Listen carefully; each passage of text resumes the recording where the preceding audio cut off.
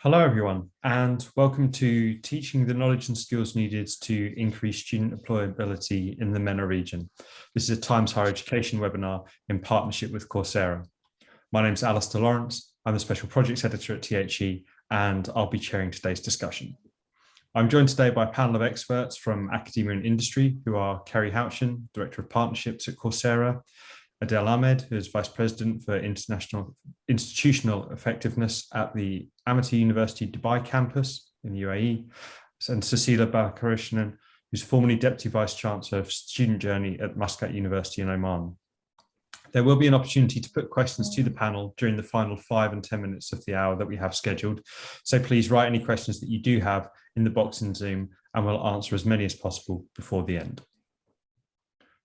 Student employability is becoming an increasingly important metric by which universities are judged across the MENA region. So today we'll aim to exchange knowledge and best practice about how to embed it as part of your institution's student success strategy. With that in mind, I'd like to ask the panel how teaching soft skills can help future-proof modern students for fast-changing job markets. Cecilia, Adel, do you have any thoughts on this? Yeah, actually, I would like to first of all, the word soft skills. I prefer always to call it as a human capability skills. Because when you hear the word soft skills, it means it is easy to deliver it, easy to assess than the hard skills.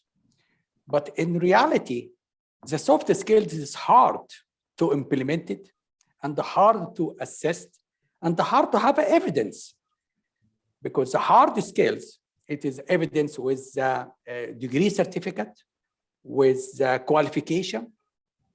But the soft skills, it is something you cannot actually do it like in a paper paste. And this is why I prefer in the beginning, not call it as a soft skills, we call it a human capability skills. If this is agree with this one, we can actually talking about how today's market, the soft skills, it is in need more than the hard skills.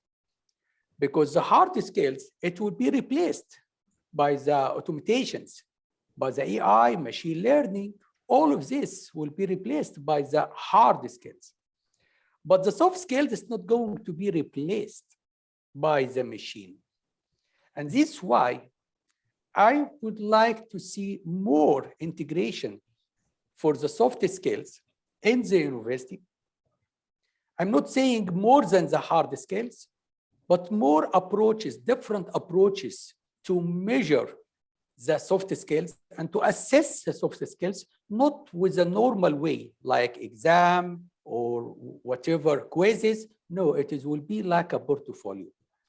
And you can see, actually, there is a more reports now, like McKinsey report, the World Economic Forum, all of those, Harvard Business Review as well, they're talking about the skills gap.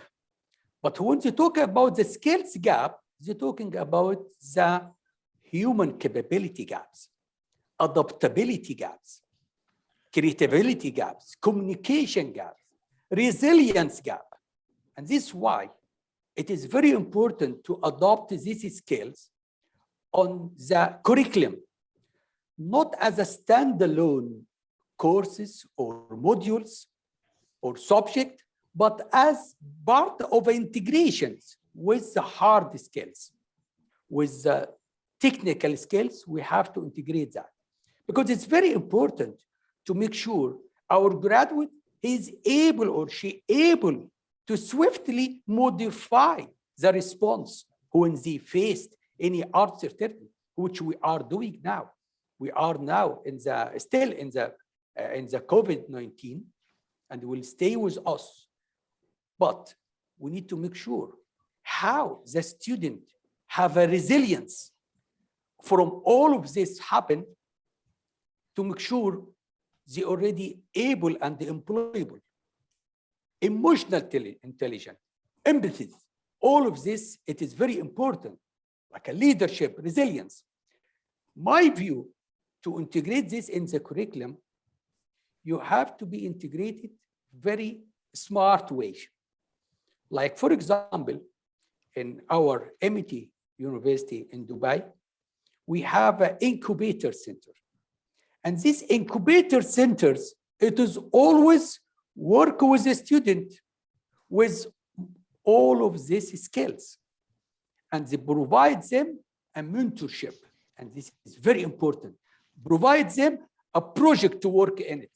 It's not like a normal class. You go to attend the class and after that you attend the exams. But we need to make sure we provide that through the mentorship, through project, not through the normal exams. I can actually go on and on for a lot of things we do in the university here. Something like we have something called the Case Study Center.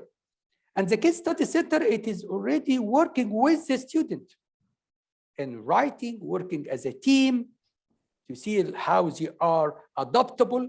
All of these skills we implemented as well here in the MET University.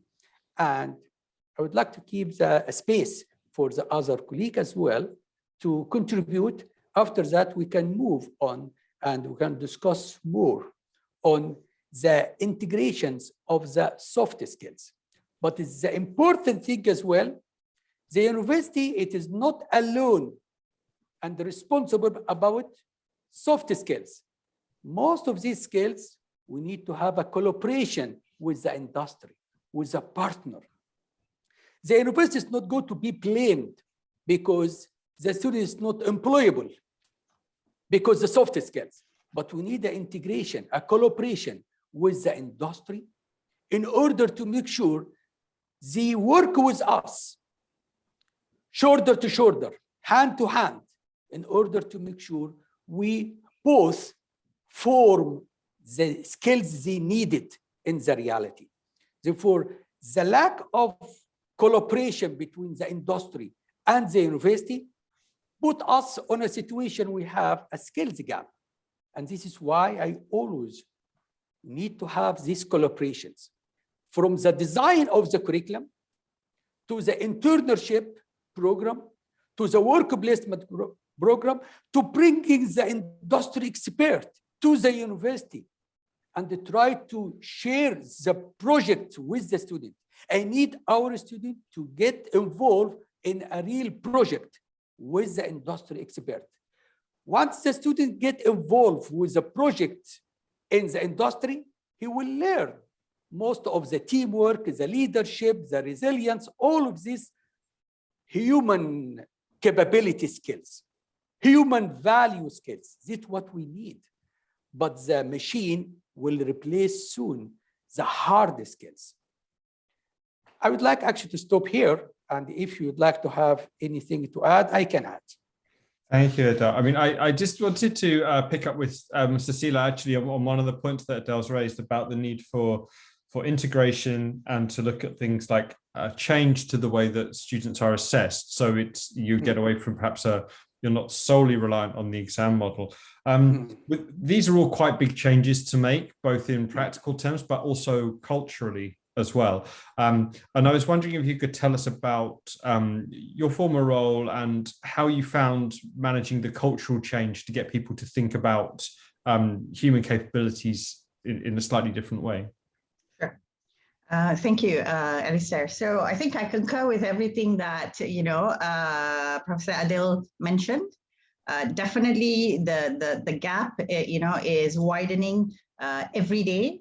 Basically because, of the way things change so rapidly, right? You've got the fourth industrial revolution, you've got blockchain, you've got AI, you've got artificial intelligence, and actually you can't keep up if you're trying to embed hard skills for students, at university, just hard skills. So definitely hard skills, eventually, a lot of it, which are pattern-based, will eventually be replaced by automation. So we are really looking at the soft skills, or what Professor Adil calls human capability skills, but I'll just call them soft skills because that's the topic. But so if you really think about it, if everything is going to be replaced, and The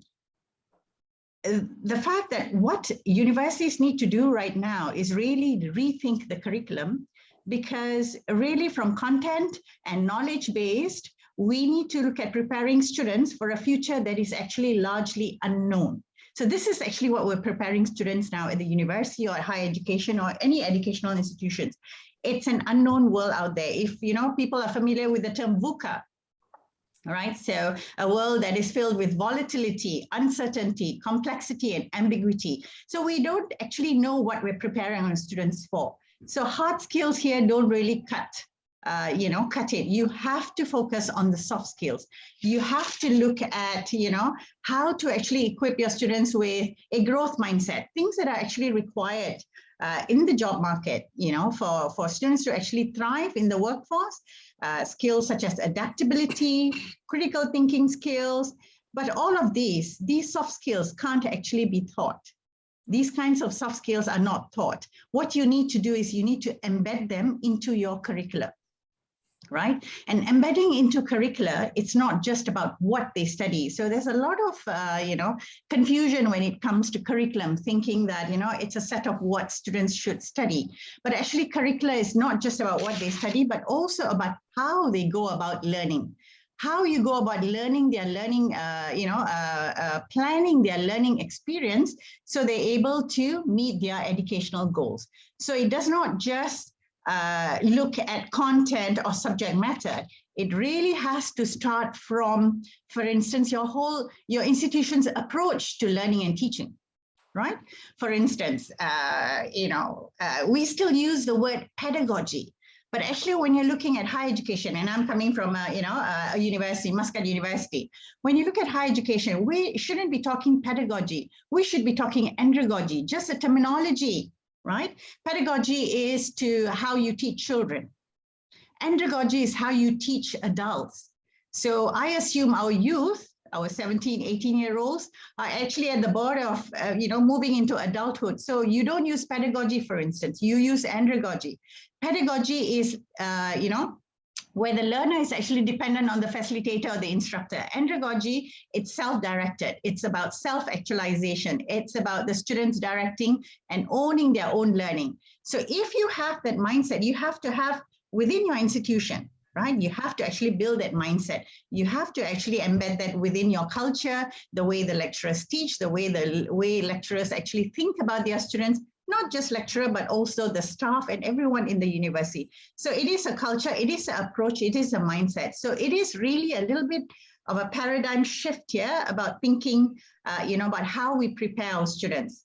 So from that approach, then it filters down to the methods that you use. If you're taking a transformative learning approach, for instance, which is very much aligned to andragogy, then you should be using methods that are more inductive as opposed to deductive. And if you are using methods that are inductive, then when you go down to your classroom strategy, all the way down to what you actually do in the classroom, this is when you focus on outcomes as opposed to knowledge transfer. You focus on collaborative learning situations as opposed to just knowledge transfer. The role of the lecturer is that of a facilitator, right? As opposed to a teacher, for instance. So it is all of that. So it is not just about teaching students soft skills. So it is about building it into the culture, building it into the value system, building it into your training and your staff development. And it is also about, how you actually then build that whole collaboration with industry within your curriculum as well.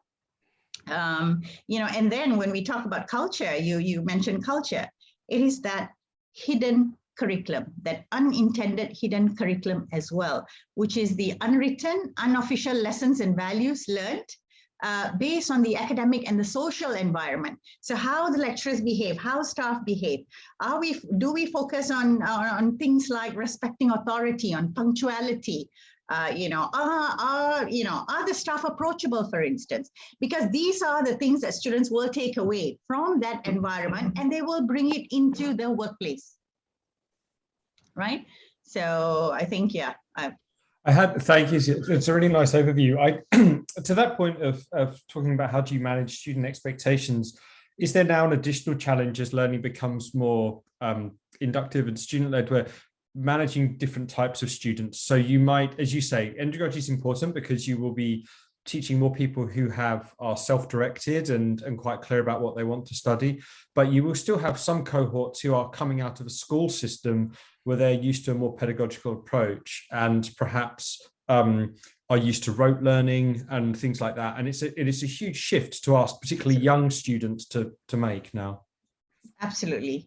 Definitely. And that is a problem, and that's definitely a problem. I wouldn't say just with Muscat University, but, talking to other colleagues as well, that's, a lot of institutions within Oman and even the Middle East. And now I'm back in Malaysia, we have the same problem as well. So definitely that transition, it has to be a slow transition, but it has to happen. And a lot of times it's actually the foundation at the university, when students come in to do foundation, that is really a very critical point where you actually start building those, new ways of learning into the curriculum and what you actually do in the classroom. So there is that bridging period, when students come in for foundation. And so the foundation lecturers actually go through a lot of, training and development in terms of keeping abreast with, new ways of learning and teaching. Okay, thank you. Adele, has this been something similar at Amity University in Dubai, where staff have required extra instruction as well as students? Actually, in the Middle East here, we have the new generations. They have the knowledge and the skills in the technology, sometimes better than the faculty member. And this is why we need to train the faculty members how to use the high tech in the learning and teaching. Because we need, as mentioned before, it is very important. The role of the faculty member now, it is not only using the technology, but as well how you can customize the technology with the expectation from the student. But in the same time, we have two types of student now. A student coming from the secondary school, which is called the Z generations. Those people, they will very, very high tech. But there is another group of the students who is coming for the master or any postgraduate, they coming to reskill or upskilling. For those people as well, we need to care about them. Therefore, we don't like to brush all the audience or all the students with the same brush. We need to make sure as well we have a different approach with the undergraduate and the postgraduate. Especially in the MENA region, there is around 2/3 of the populations. It is between 25 and 35. It is like more people now demanding for this soft skills, if you call it soft skills as well. But we need to make sure how we're going to deal this with both audience. The people coming from work in order to reskill and upskilling themselves because the market need to reskill themselves. And again, we have the normal student coming to us. But it's very important to make sure the faculty members and the management of the university, they provide all the support for the student and the faculty member in order to achieve the goal. Because at the end of the day, what is the goal of the university? What is the purpose of the university? To make this student employable, one. Second, he is able to work in a different situations, like a different circumstances. We have now to work as a global now. And if I can give you just a little example of what's going on in Dubai at the moment, we have a global gathering. It's called the Expo 2020. And the Expo 2020, they have 3 themes. One theme is called the mobility and the sustainability and opportunities. Therefore, we need to make sure as well our students, when they're going to come to the university, they are able to understand what is the mobility. Mobility here is not only a place to take you from A to B. It's the mobility, how mobility of knowledge transfer, the mobility of people, the mobility of money, to be a global as well.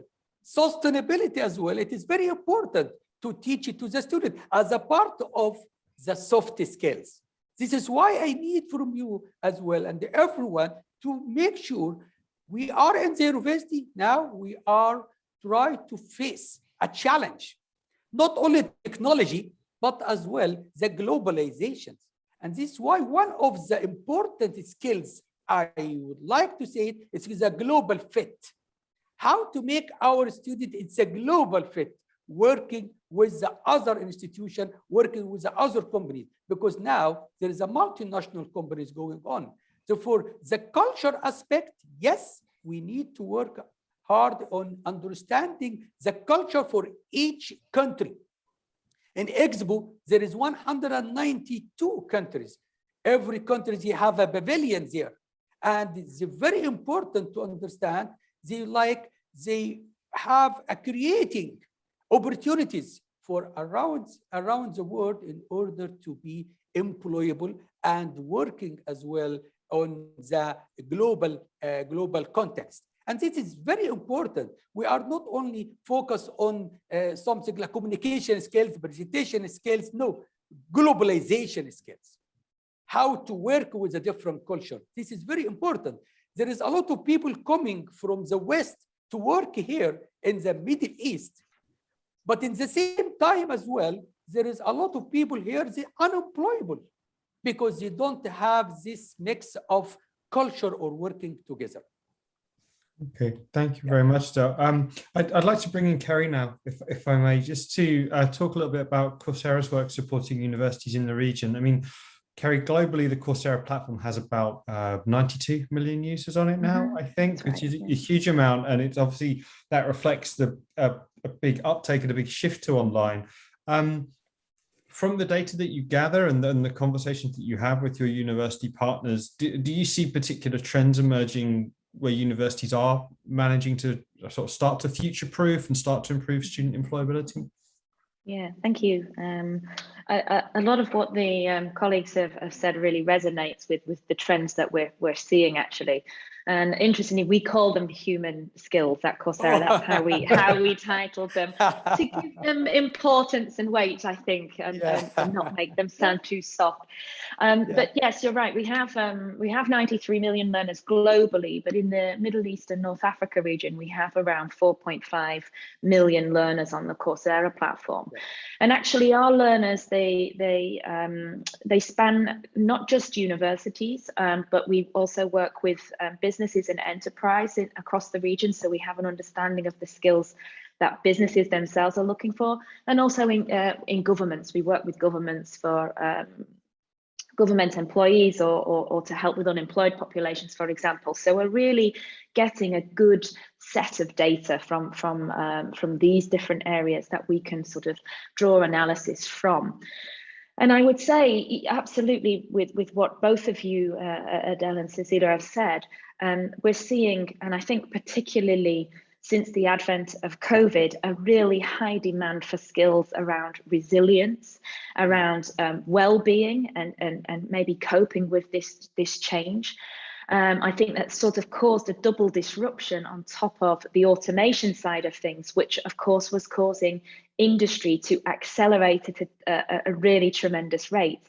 And we're very focused here on what universities can do to support students, to prepare better for the workforce. But we mustn't forget the workforce is also shifting so quickly that that's what's making it such a challenge for universities to keep up with that shift of change and the unknown kind of change that we're just sort of living through it, trying to predict what the skills of the future are going to be. And that's a real big challenge. And we often see partners that come to talk to Coursera or working with Coursera are really trying to work with us so that they can quickly adapt curriculum to respond to the changing, ever-changing needs that we see, where perhaps evolving curriculum takes a little bit longer.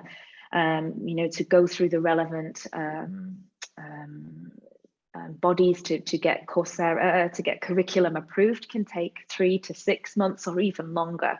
But how can you bring in content to support what you're trying to develop more quickly so it can be scalable rapidly? And I think some points you made earlier, we do see a trend in digital skills, such as Python programming in the last year has been one of the most popular courses, and that is regardless whether you're a technical you're a technical undergraduate studying engineering, or whether you're an English language graduate and you're going to need the basics of SQL or Python for interrogating databases, things that wouldn't normally be part of the English language and literature curriculum, for example, but will be super important. So we see a lot of students are self-serving in that area because they feel it's important. And I think that harks back to Suzila's point about developing autonomous learners. The course of all time that has generated the most enrollments and certifications has been a course called Learning How to Learn. And I think that is really showing that our ability to learn and relearn and upskill is going to be one of the most important skills that all of us can have, not just at university, but as adults in the working world.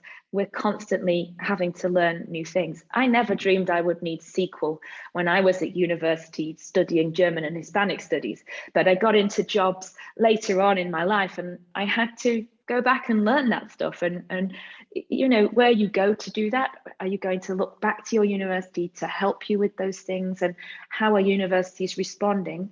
We see a lot of universities looking at alumni programs, how they can use Coursera to spin up these programs to help graduates that have gone before that now need skills that weren't part of the curriculum. So I think it's really interesting, and I think it really does, what you both have said really does resonate with the trends we're seeing in the region, but also globally.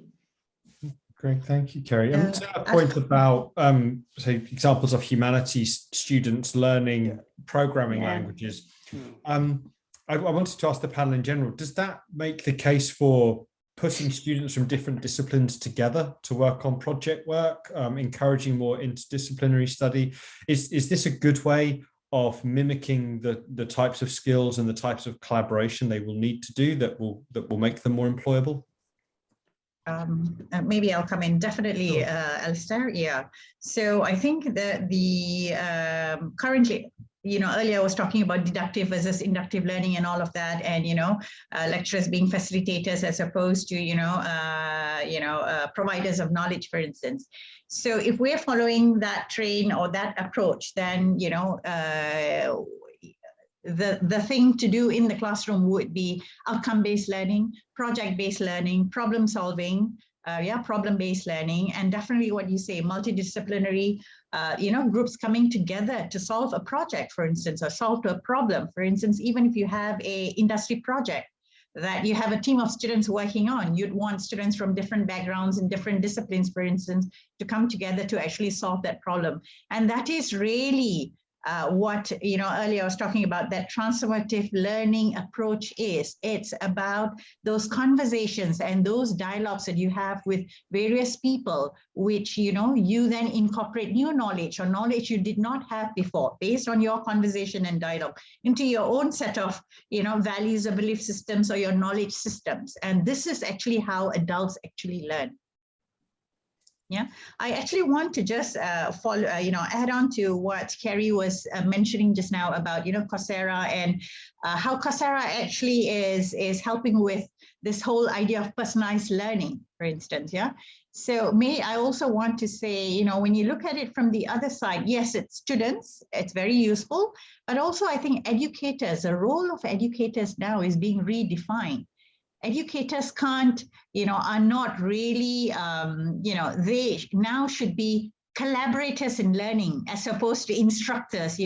They too need to be seeking new knowledge, need to constantly be acquiring new skills alongside their students to keep up. and to keep abreast.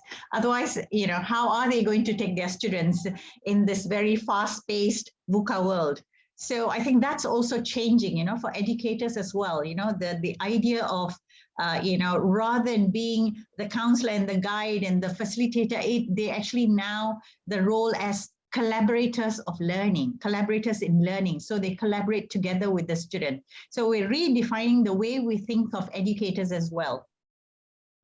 I would absolutely agree that we have certainly seen that trend as well. You know, I suppose because of COVID, the time for education to undergo changes, it has been forced upon us at a kind of great pace, and I think that puts a lot of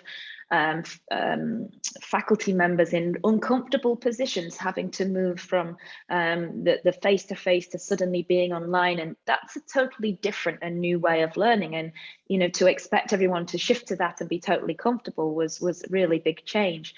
But I think what you say is correct. The professors have lots of great knowledge that they can impart to students. They have their areas of specialism where they have a lot to give in that area.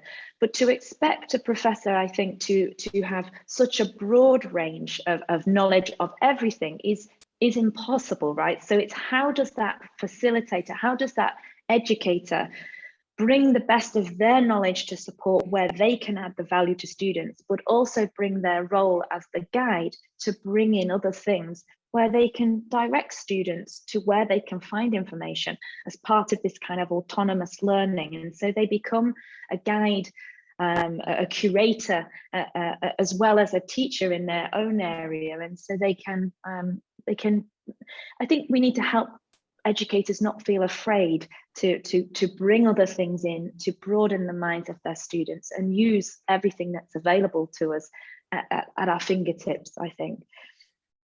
I think it is very important to mention here, as you mentioned about the lifelong learning, which I always call it's the triple L, lifelong learning, which I always say it as well, it is a learnability, ability to learn something new. And I always believe for all the faculty member and all the students, you have to understand there is no ceiling for the knowledge. You have to seeking above, and every day you learn something new. But it's an important thing as well to make sure you have the ownership of your learning. The ownership of your learning, whether you are an adult or a student, not to rely on the facilitators or to rely on the professors. I always say the facilitator or the professor, it is like a GPS. He is not in the driving seat. The student should understand he is in the driving seat, and we as academia or industry or a mentorship, we are in the passenger seat. We give them the direction until they reach their destination. But the multidisciplinary, it is in need. Yes, come back for the multidiscipline. It is in need. There is a need in interdisciplinary, like a business or health or engineering. There is an interdisciplinary among those, like engineering. You have like electronic engineering, you have a computer engineering, you have a mechanical engineering. For all of this interdisciplinary. In the business, we have the management, you have the HR, you have the accounting, finance. But in the same time, we need as well from another discipline. From the psychology, it's very important, the psychology to be in the class in order as well to like emotional intelligence, well-being. Therefore, we need to have a multidisciplinary. You cannot have a very good dentist or a very good surgeon without having emotional to talk to the patient with a wise. We move now from not only the knowledge-based economy, I call it now, it is a wisdom-based economy, because we passed now the knowledge stage. We need the wisdom now. What we go to do with this knowledge, whether you are a multidisciplinary or in different discipline, but how you can get a wisdom from this to becoming a wisdom-based economy. This is what we need now, because the technology is never to go to be like a digital economy. No, we have a digital economy, but this digital economy tool to support the wisdom-based economy. Therefore, I'm very, very having a very good sense of human again, to work together as a human being, not only as a machine, because the machine never go to be empathy. The machine never to go to have a cognitive skills, but we as a human, we need to have these cognitive skills, emotional skills, social skills. This is what we need now. Therefore, the multidisciplinary, it is important, yes, but in the same time, we need to make sure the student or the learners, I'm not called a student, by the way, I call it learners, because the word student coming like you are a student in the school and you are waiting for the knowledge coming to you. But the learner means you are responsible about your own learning and you go to help that as well. This is like, I would like to see the shift coming in the university or industry as well by supporting, providing the platform for learning, but not everything we have to deliver for the student as face-to-face. We can do a different hybrid model. You can do the face-to-face. We can do all other way of technology to support the learning to learn, which I call it learnability as well. Thank you, Adel. I mean, just to pick up on a couple of points that the panelists have made in that last section about wanting to promote something seen as a wisdom-based economy, so it's transferable from generation to generation, and also the point that somebody made earlier about removing the fear from not knowing something, and this idea that, you know, to truly embed lifelong learning, you have to remove the fear about having to learn something new. What makes the MENA region globally unique, or one of the things that makes it globally unique, is the fact that it has several national vision programs that have already been announced and articulated. Obviously, though, you have UAE Vision, and then there's Oman Vision 2040, and then there are other ones throughout the region too. Do these vision programs help with some of the signposting and give some clues to how universities can teach the right skills, transfer the right wisdom, bring together the right groups of people to work in disciplinary, different interdisciplinary studies, you know, but particularly with the focus on sustainability? Does that give you an opportunity to teach staff and students and lifelong learners in a very clear way that can be very useful to them? Adel, you're nodding. I'm going to pick on you. Yeah. Yes, okay. I think the university, it is a part of the society. And the university, it is helping and serving the community. And the community, it is the government, it is the industry, it is the schools, all stakeholders, they have to work together. Therefore, what is guide us for designing our curriculum, it is the strategy, the national strategy. We have the UAE strategy 2030.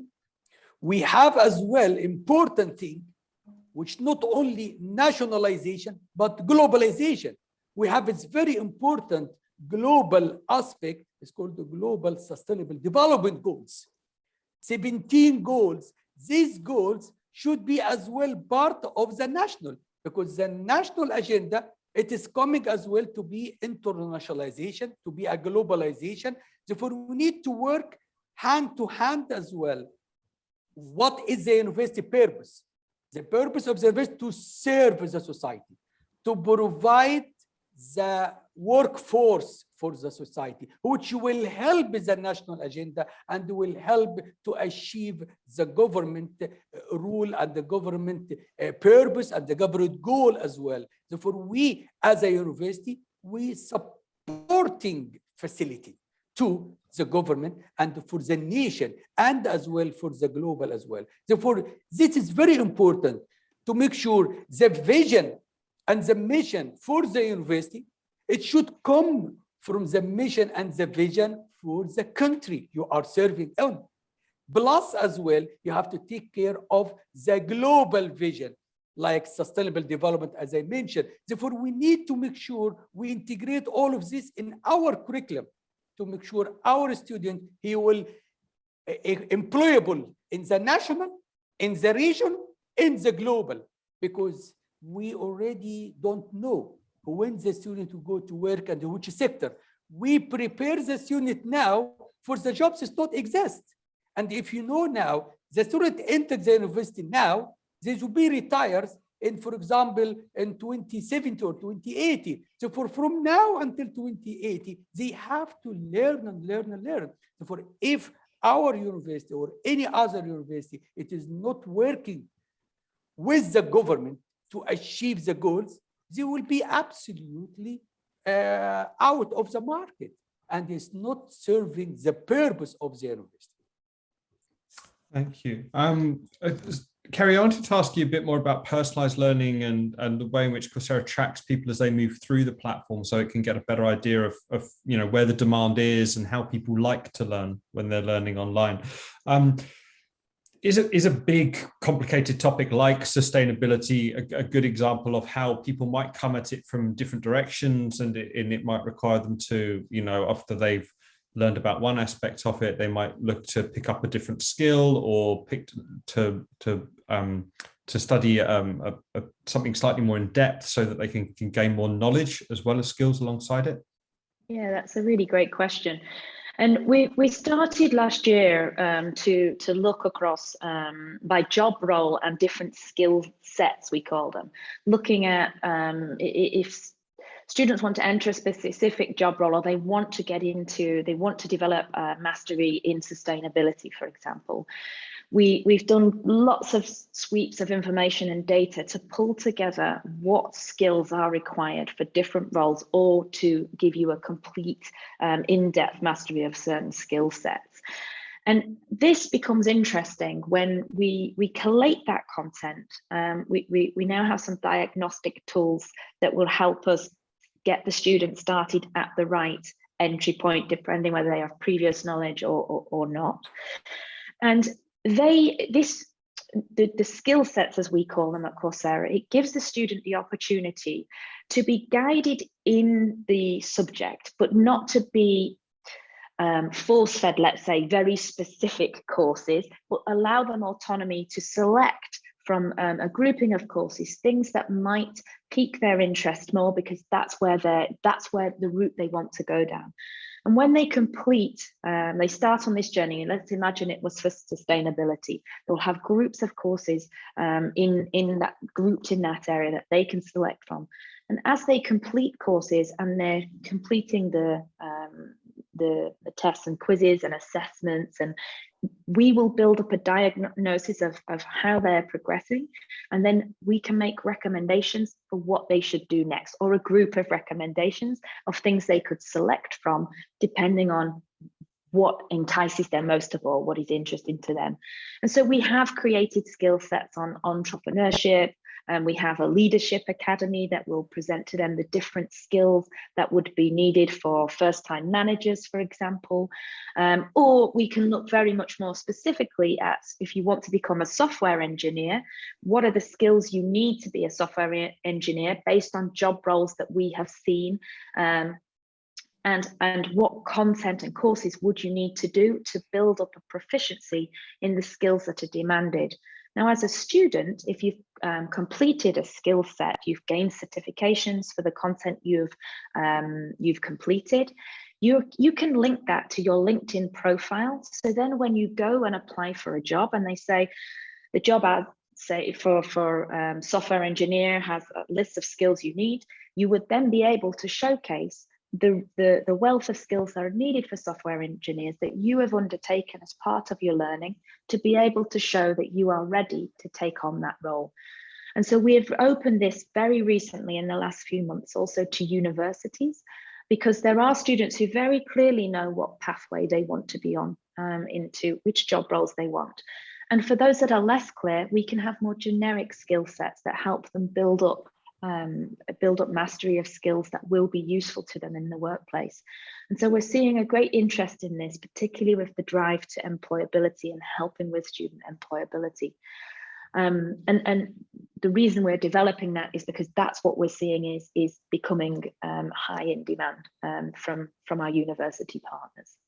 And presumably there's another layer to that where you're looking at their relative scores when they are assessed, when they complete these different sections. So you can start to look at where, not so I wouldn't say a natural capability, but we're just generally areas where they're strong and where they're less strong, might be able to form a feedback loop that gives them better advice.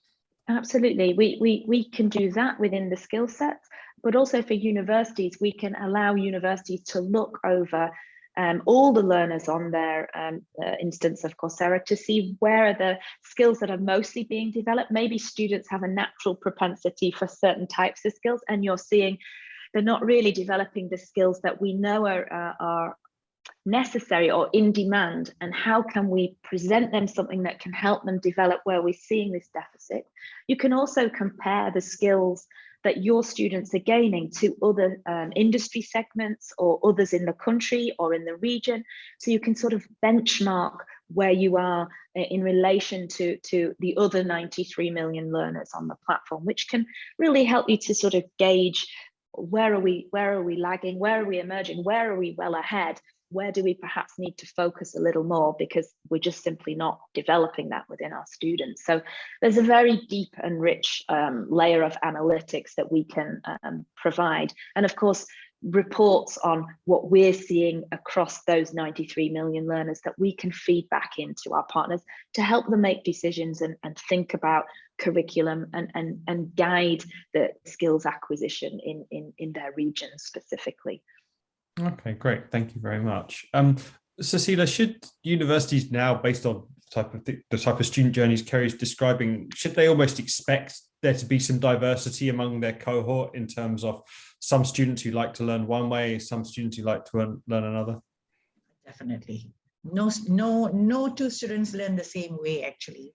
And really, when we talk about personalized learning, fundamentally, it is about tailoring the lesson and the materials to be able to accommodate each and every student, his or her learning style, his preference, his strengths and weaknesses.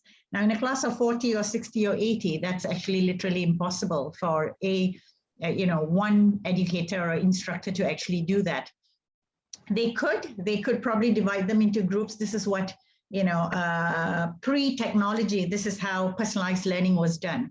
But now with the sophisticated tools and, the educational technology that's around, personalized learning has become so much more accessible, and this is where actually a lot of universities, it really would benefit them to actually look at some of these technological tools and platforms to actually then drive or rather tailor that personalized learning, for sure. Yeah, because really what is a personalized learning really is about developing independent learners. It is about tailoring it in such a way that the learner takes autonomy, he takes ownership, he drives his own learning, he does his own assessment. So he is not competing with other students in the classroom, he is actually benchmarking with his own progress. And just like how Kerry was describing earlier, some of these platforms actually help you and guide you do that. When you actually look at the job market or the working world, this is precisely what is needed. Self-directedness, learning how to learn and driving your own learning independently. So. Great, thank you very much.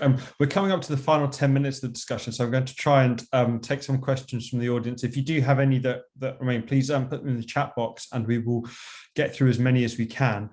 We've had one that asks, how can we convince the employers that our graduates are ready and have the soft skills or human capabilities required by them? Does this perhaps speak to a problem where there is still a disconnect between how employers think about graduates and the way that universities educate them? Adele, you spoke before about bringing in employers and making them a much a closer collaboration, and things like your case study center and your incubator center.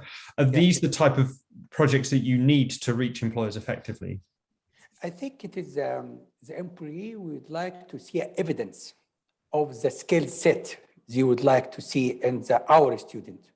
But this skill set, it is not assessed by exams. It's assessed by project. In this way, our student is not going with a CV. Our student go with a portfolio. Portfolio show exactly what project he already was involved in, what skills he already done it, and it shows the evidence of that. Therefore, the incubator centers, we have an initiative called Morning Coffee with the CEOs. We bring actually the CEOs from different companies to come every morning to have like a show and to talk to the student. And we have a program called it Professor of the Day.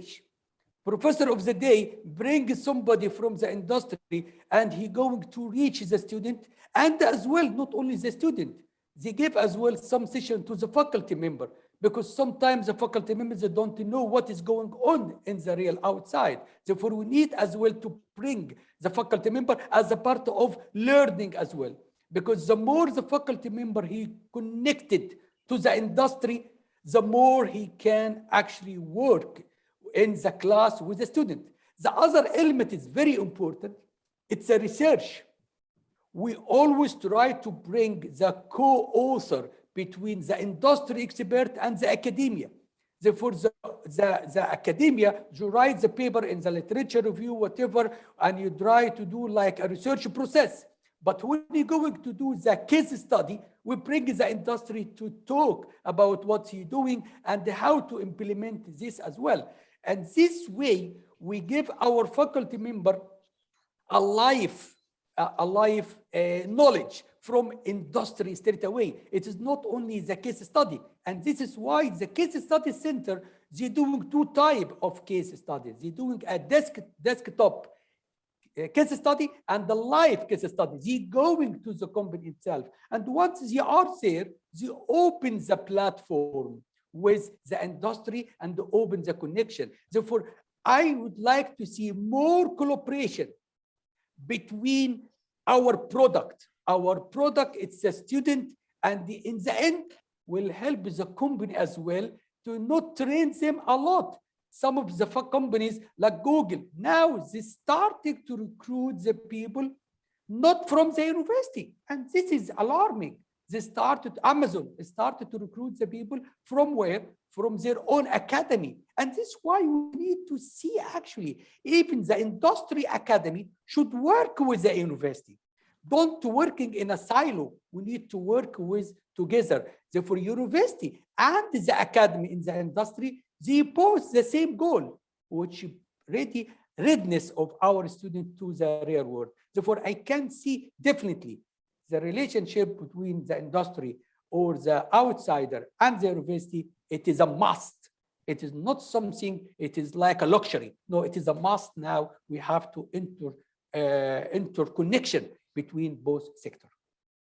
And of the initiatives that you mentioned, the coffee mornings and the ability to meet people with industry, have you had any particular memorable feedback from the people from industry who've come in? Has it been a case that, you know, they've wanted to talk to faculty and students about a particular thing? You know, are they there to listen? Were they surprised about anything? You know, does anything stand out? No, actually, was not a surprise, but it was acceptance from the industry, because they said, when the student come to us, we found he have a lot of knowledge, but they don't have the right skills which we needed. Now, we need to work together, because what one of the CEOs mentioned, he said, we recruit the student from the university under probation period 3 years. So why 3 years? He told me, because we are afraid. This is 3 years, we provide the training for them. So they train them for 3 years. And after that, they secure the job. And he told me, if we are working together, we can reduce this to 1 year, for example, or a training for less than the 3 years, because the industry always worry about the student coming from the university and is not ready and provides the the training for them. In the same time as well, he told me actually we spend huge time to recruit to part of the positions in the company. But if you are working together, I can pick from your student straight away and reduce the time and reduce the cost as well. And we're working with a lean management, means avoiding any extra cost as a company will do. Okay, thank you very much. And we've had a couple more questions that are a little bit connected, I think. One is about striking the balance between, as you say, companies like Google and increasing internationalization and needing to exist and give your graduates what they need to be successful in that job market. And the other one is making sure that you have the right amount of local engagement and civic engagement, so you don't lose your identity as a country and as a society, you know, while you're still trying to do these things. And the other one was to talk about how, you know, is there a danger that, you know, do universities, how can they avoid a showcase of saying this is what we do and make it more collaborative in the way that Adele was talking about? Cecilia, are these pressures that you noticed in your role in terms of like how do you really talk to industry effectively so you don't feel like you're having to perform for them? Of course.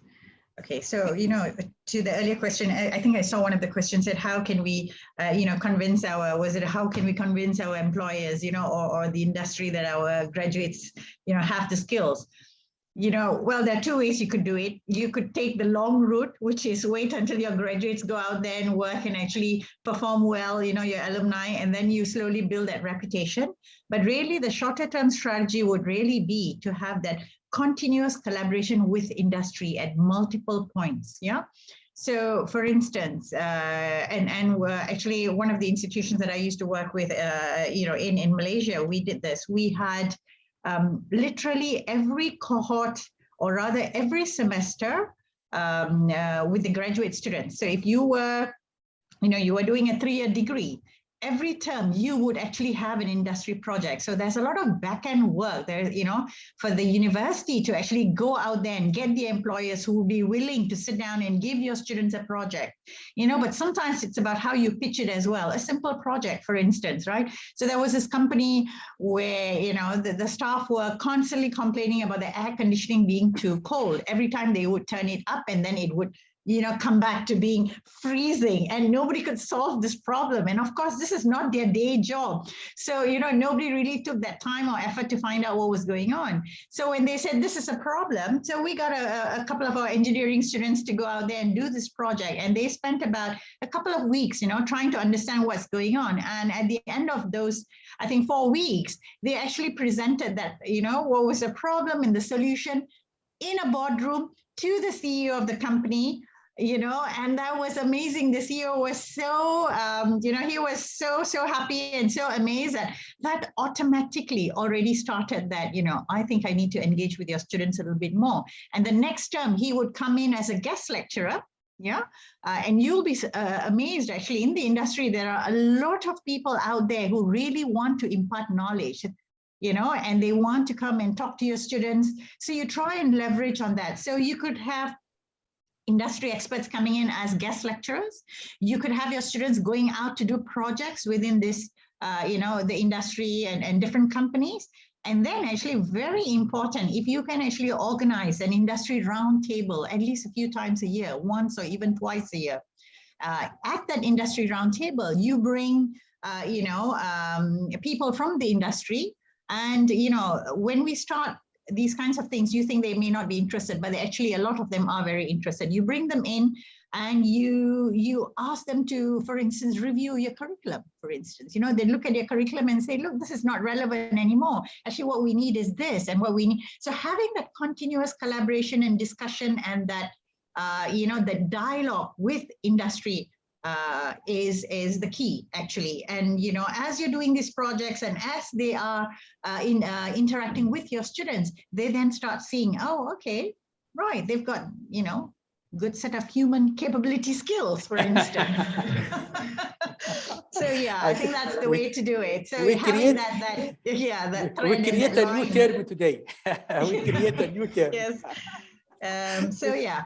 I hope that Thank answers the you question. very much. Yeah. I think we all have experience in our jobs of being asked to Yes. solve problems that we did not anticipate when we sign up for something. We're very close to time, I'm afraid. The hour's gone past very quickly. I'd like to thank everyone on the panel for sharing their insights with us today. Adele, Cecilia, Kerry, it's been great to hear from all of you and to learn more about how the role of universities are changing and particularly how they can work with employers in order to improve employability and improve attainment among students. There will be an on-demand version of this recording available on the Times Higher Education website. There will also be a summary article of the key takeaways. If you would like to revisit the content or share it with colleagues, then we encourage you to do so. We hope that we'd also like to thank everyone for joining us in the audience today. We've had nearly 90 people, so it's great to have so much engagement and people from all different countries across the region. It's been fantastic to have you. I hope you found it useful, and we hope to be able to engage with you at future THE events. Thank you all very much. Thank you very much. Thank you. It's been a pleasure. It's a pleasure. Yeah, nice to meet you all. It's very nice to meet all of you. But I just only need to add one word, actually. The engagement with the industry should be consistency, not only one-off. Therefore, we have here, it's called the advisory board, industry advisory board. They meet every semester twice. It means they provide us with a continuous improvement and as well give them like the social responsibility. They feel like they are part of us. And this is very important as well. And thank you very much for everything today. It was lovely to meet all of you. And I wish all the best for our human being, being getting right. Thank you very much. Great. Thank you very much. We'll leave it there. Thank you, Adele. Thank you, everyone. Thank you, everyone. Thank you.